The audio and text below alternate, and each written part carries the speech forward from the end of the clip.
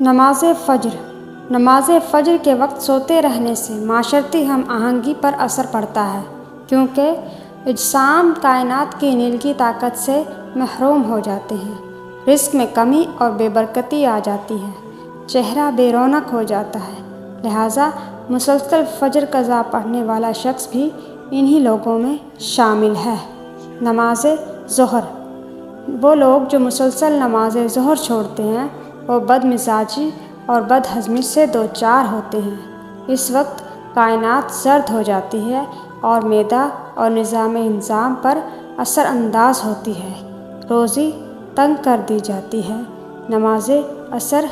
اکثر نماز عصر چھوڑنے والوں کی تخلیقی صلاحیتیں کم ہو جاتی ہیں اور عصر کے وقت سونے والوں کا ذہن کند ہو جاتا ہے اور اولاد بھی کند ذہن پیدا ہوتی ہے۔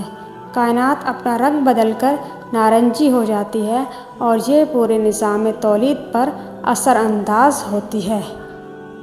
نماز مغرب۔ مغرب کے وقت سورج کی شعاعیں سرخ ہو جاتی ہیں، جنات اور ابلیس کی طاقت عروج پر ہوتی ہے۔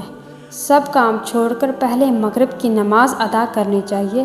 اس وقت سونے والوں کی کم اولاد ہوتی ہے یا ہوتی ہی نہیں، اور اگر ہو جائے تو نافرمان ہوتی ہے۔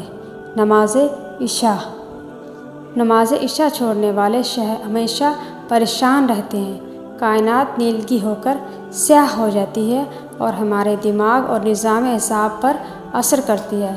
نیند میں بے سکونی اور برے خواب آتے ہیں، جلد بڑھاپا آ جاتا ہے۔ نبی کریم صلی اللہ علیہ وسلم نے فرمایا، نمازوں میں ایک نماز ایسی ہے کہ جس سے وہ چھوٹ جائے گویا اس کا گھر بار سب برباد ہو گئے، اور وہ عصر کی نماز ہے۔